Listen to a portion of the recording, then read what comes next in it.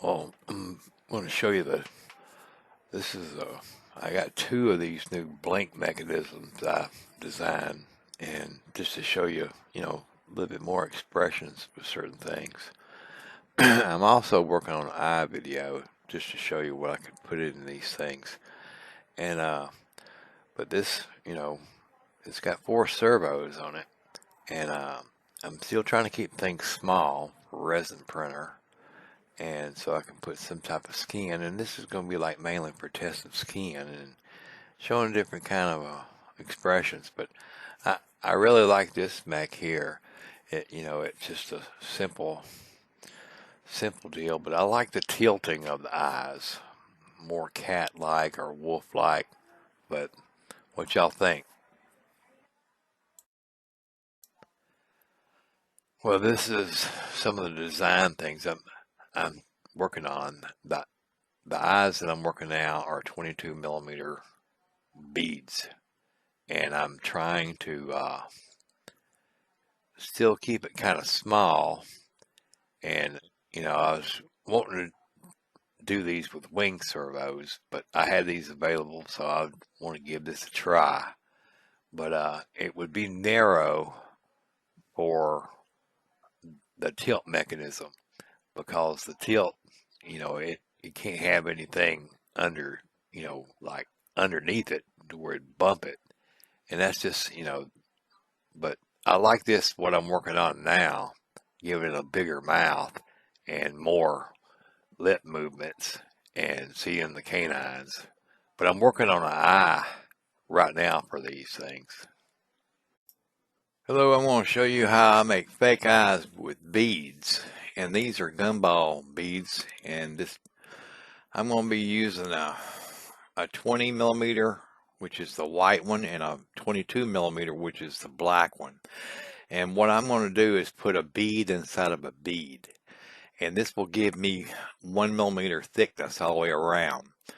And these beads come in all sizes, and they have a center hole going straight through center axis that is 2 millimeters wide. And I cut these rods, and these rods have to be perfectly centered to each sphere, and they both need to be the same size.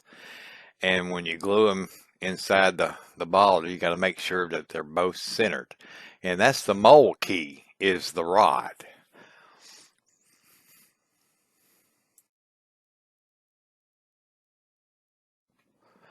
I kind of developed this process a long time ago, maybe 5 years ago, if not longer. Just wanted to test different ways to make quick eyes. And I printed this mold box and poured in some silicone. And this is the large bead, which is the black one. And it will be the clear coat. And I'm using a water slide decal for the iris. And this iris, after it dries, I need to seal it with super glue. And it needs to be covering the entire sphere. That way, because shiny doesn't stick to poly or dental acrylic. So just make sure you put a coat of super glue on there and don't use no accelerant. But this is how I'm going to mix dental acrylic. I like dental acrylic because I can do it quicker. But I mix the dental acrylic kind of thin, and I pour it into the mold. And then I just insert the smaller ball, the art ball I call it, into the rod sockets. And then I'll do some salt and pepper, add some more dental acrylic powder, and add some monomer. And then I turn the ball at an angle, because the cut sides give me more space to flow the acrylic in. But I'll just work this around. I work pretty quick because, it will start to cure, but it is a thin base. And then I'll place it in the pressure pot for about 10 minutes, and then I'll pull it out, and I'll have this. And then now I'm going to pumice it, that is pumice, and a wet rag wheel. And I'll get ready to polish to a shine. This is a high shine rag wheel coming up here, and I use a polish compound But after I pumice and it looks good, and it's time for the high shine. My rag wheel is a little damp here for the polish, and then I'll shine it up, and it'll be crystal clear. And I've just put a bead inside of a bead. And then now I'll take this rod out. I'll grind that one end of the rod, and it'll heat up that brass, and I can just slide it out, and it'll just pop right out. And then now I can just show you that it's an eye, and I can mount this into to make it stationary, mount it to my frame, or even design it to fit that. Hello, this is a small animatronic design I'm working on. This has 8 servos in the head, and just working out. It's in the rough right now, but just giving it kind of a skull. No thickness of the skull yet. Just brazing, just pretty much just locating all the servos, and but then I pull this all into ZBrush to kind of get some measurements, but basically it's a rough draft. But after the animatronic's built, I'll block out the animatronic even more, so it might be larger, but just doing some kind of alien creature. But basically this is how I get, something started. So far it should be 9 movements in the face.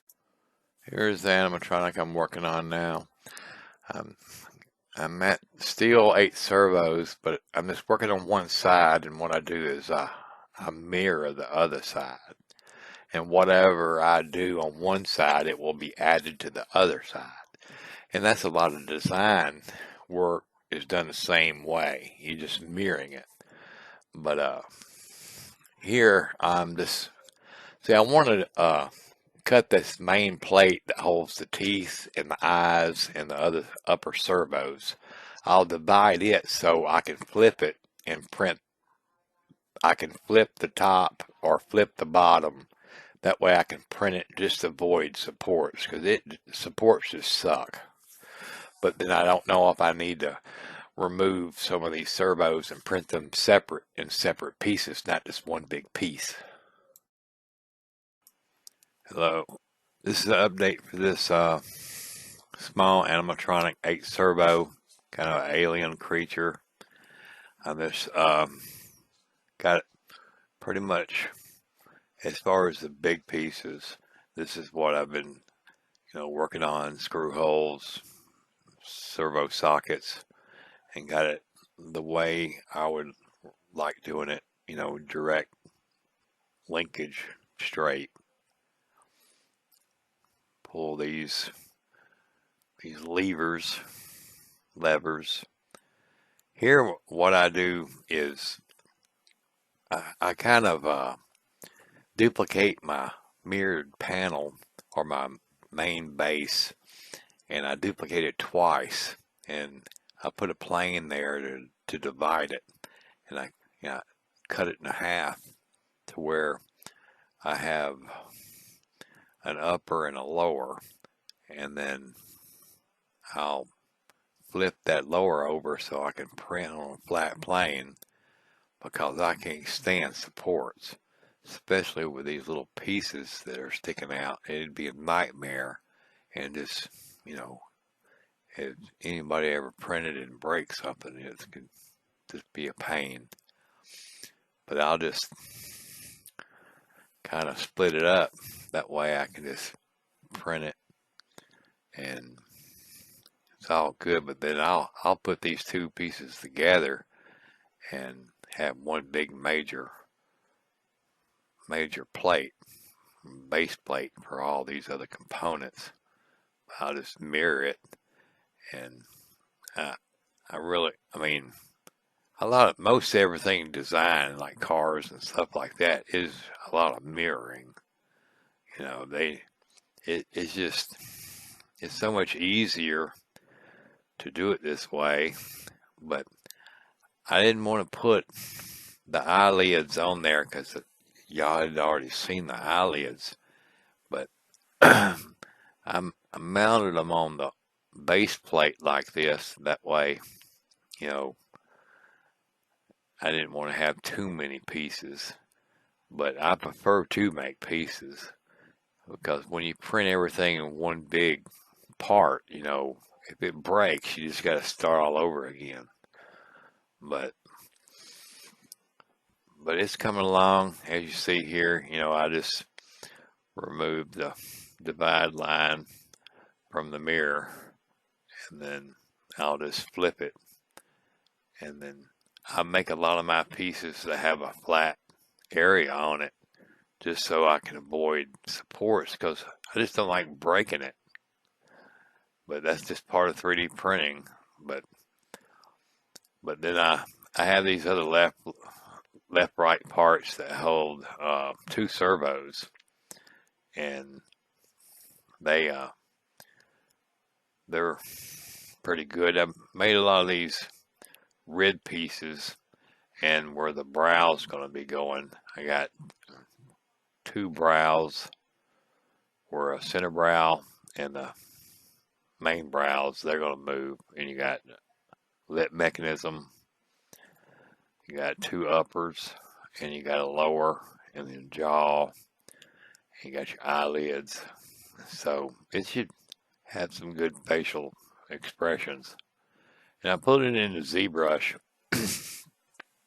and mainly I do this because I can see what I need to do with a skull, and I keep, you know, and also measurement. You know, like if eventually I like to get this printed on a resin printer as one big head, as far as what I can do with a Elegoo, like a Jupiter or a Saturn. How small can I go? And then, but you know, it's the same thing with the core, but I, you don't have to print the core in resin.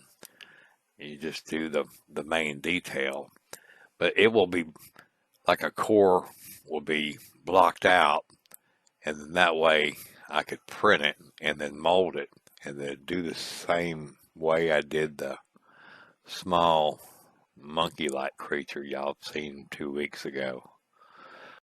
This is how I make animatronic dentures. I have 2 plates here. These plates is the bite of the teeth. So I'll take my teeth and I'll manipulate them to go through these plates. These plates are one, and I will separate them later so they can join to each arch. So I make sure I go through the plane, and then I'll use box cutter, and I'll make a slice through the gums, so that way I'll have plates of the upper denture and the lower denture.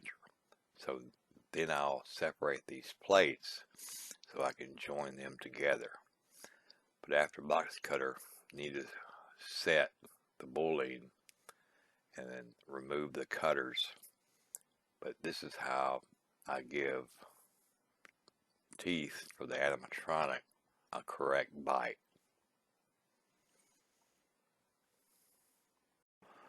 This is me setting up this little animatronic. I do a lot of testing and a lot of, you know, if I have to redo things, I can now. But I replaced the servo. You'll see it here later for the brow mechanism.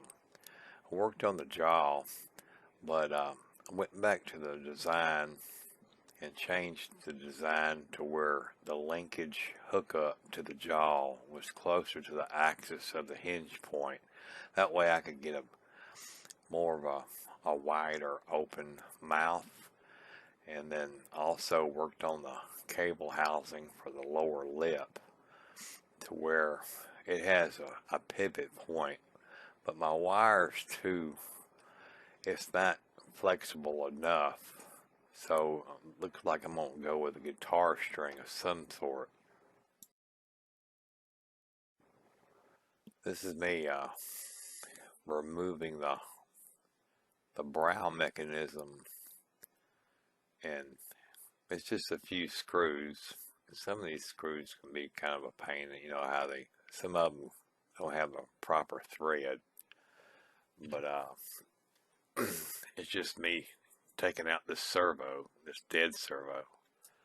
Uh, but I usually test my servos before I put them in, and this one worked. But I guess pushing wires or pulling them, it might have malfunctioned. But this is just me replacing it and putting it in there to where I can, and I kind of design these things so I can get my screwdrivers and stuff like that in there. It's part of it.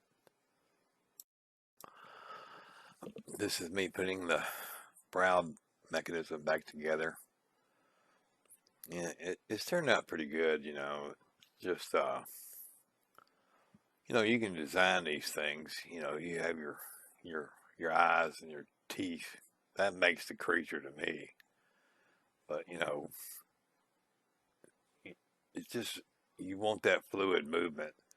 I was testing some servos today, and they are fast and they're strong. But sometimes when they're too fast, I don't. They're not, to me. They're not fluid enough. I like them. I like torque. Don't get me wrong, but sometimes they're just too fast. But just me screwing all these screws in place and hooking up linkages. I design these things kind of modular. I usually start off with the eyes or eyelids, but this the small ones. I mean, an iMech my iMechs have 8 servos. I mean, you could do it with 5 servos, but when I control the lower eyelid, I feel like I can get more of an expression.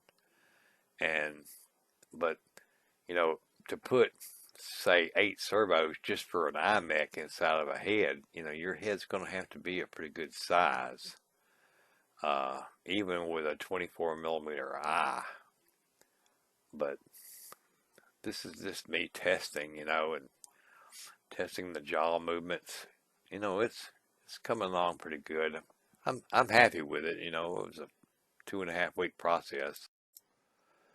All right, this animatronic is pretty much working. Just me tinkering. You'll see throughout the videos of me tinkering away at this thing, getting it all, dialed in. But it's it's pretty good. I'm happy with it. I had to the lower lip does move. I have to get like a guitar string, or a small. I have some wire, but it's not flexible enough, and it's the small stuff because I do have a small cable housing. Back to the alien again. This is a 8 servo head of an alien creature y'all seen. This cube here is a resin printer build platform, and I could get it inside this build platform. Now, the so-called core has not been designed over the mechanics yet, but it will be. It will fit correctly. But I just wanted to show that I could make this this alien skin to fit this animatronic. I mean, the key is to fit this into the resin printer and then print the core to go into the mold to make the skin and have I guess a mini full head mask for the animatronic.